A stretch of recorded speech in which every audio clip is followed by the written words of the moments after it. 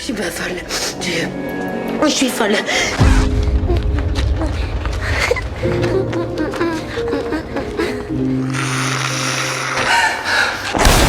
I told you that bitch crazy.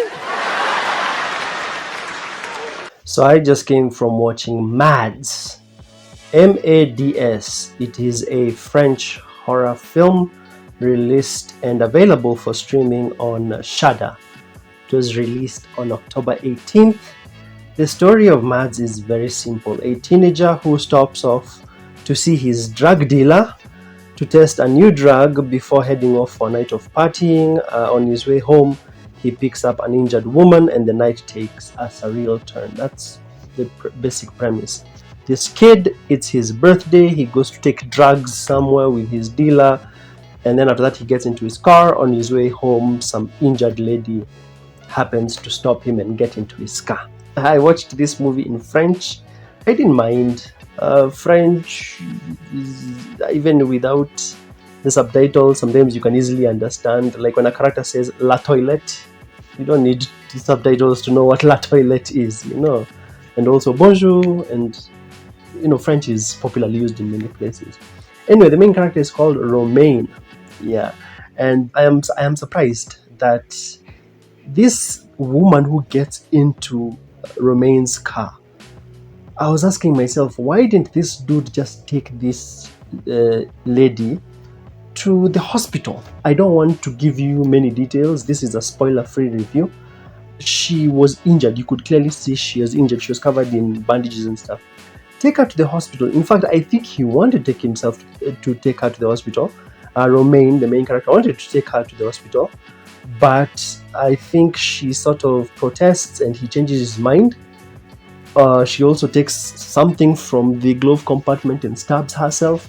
So maybe the guy was like, oh, if I take her to the hospital, people will be like, oh, did you do this to her? I don't know. Comment below and tell me, especially if you're watching from France, if a guy was to take a lady to a hospital and the lady is covered in stab wounds, would he be accused of attacking the lady? You tell me. But to me, I felt like you should have taken that lady to the hospital. Maybe it was because he was stoned. Maybe he was afraid, if I take her to the hospital, he's stoned, and then police will come to investigate and they'll find he's stoned and he has illegal drugs. I'm not sure exactly why, because in my head I was like, you should have just taken her to the hospital, left her there, and then the movie would have ended. However, even if he did take her to the hospital, the movie would have still continued. The events of the film would have still continued, because it's hard to explain, but I don't want to give spoilers. Yeah, let's just say even if he had taken her to the hospital, the events of the movie would have still probably played out the same way. This movie is one of those one-take films. One-take films, those films that are made to look like it's just one long take. There are no cuts. If you've watched the movie 1917, go look for a movie called 1917. That was the first time I ever watched a film. 1917 is from the year 2019. 1917 is a war film, and it's also shot in a way that it makes everything look like one continuous shot. So yeah, even Mads over here, this French film, does exactly the same thing. If you're good at editing, like most YouTubers, you can tell where they may have hidden the cuts. But especially in dark scenes, it's easy to hide cuts because you can't see a cut in the dark. But yeah, this film executes that well. You clearly feel like you're with the protagonist, especially when it's just one long cut, like a reaction video. You know, the way reaction videos, people don't cut, especially music reaction videos, people don't cut. Yeah, same thing. You feel like you're spending time with the main character as he's experiencing everything in real time, which is very good. Now, at some point, something happens with our main character, and the movie completely gets rid of him. Completely. And shifts to secondary characters. This is where the movie begins to really go into high gear, my guy. Here I was shocked how when the movie went into the secondary characters, the movie just took off. It took off. It just, everything just went up. A bit of gore, okay, just slight gore, horror elements, really good acting, tension. You feel like you're there present with the characters as whatever is happening to them is happening to them. Really good. The movie is about 1 hour 30 minutes. I would say let's say about for the last 45 minutes of the film, things just pick up and go, go, go, go, go. The story isn't anything new.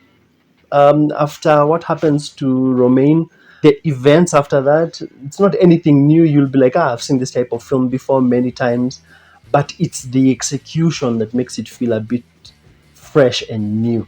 It's a film about the apocalypse. Let me say it that way, just to generalize. So when the apocalypse begins to happen, you don't see it happening. It's happening in real time, but you as the viewer, unless you watch the trailer, you will not realize that you're watching the world end in real time. Yeah. And out of 10, I give this movie a 7. It's 1 hour 30 minutes. Let's say around the 30-minute mark, I was so confused. I was like, what's the point of this film again? But once we entered, I think, let's say 1 hour in, and then like the last 30 minutes, wow, everything was in such high gear. I was so glued to my screen. So I give it a 7 out of 10. If you've watched this, please make sure to comment below, smash like and subscribe, and tell me what you thought. I don't think I've reviewed a movie from France on this channel, so that's great. If you are from France and you're watching, make sure to smash like and subscribe. I'm trying to do daily reviews for movies. Recommend other movies like this one if you've seen a film like this one before. Especially these one take films. I really like them because you're watching being like, let's see if we can notice if there are any cuts. And then I'll see you in the next one.